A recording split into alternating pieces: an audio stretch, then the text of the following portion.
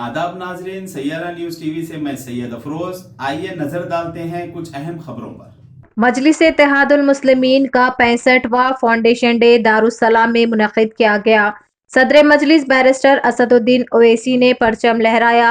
सदर मजलिस ने तेलंगाना में होने वाले इलेक्शन में पार्टी की ताकत में इजाफे का मुतालबा किया। इस मौके पर फ्लोर लीडर अकबरुद्दीन ओवैसी ने खिताब करते हुए नरेंद्र मोदी पर तनकीद की और कहा कि मुल्क को चौकीदार या फकीर की नहीं बल्कि मजबूत पीएम की जरूरत है। ना ही कुछ बना, सिर्फ बातें।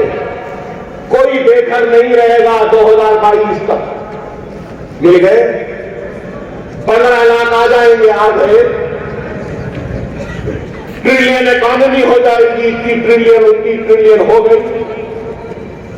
कुछ नहीं हुई, सिर्फ बातें, सिर्फ बातें। मैं पहले भी कहता था बेहतरीन अदाकार है, बेहतरीन अदाकार है। वही अदाकारी, वही दिखावा।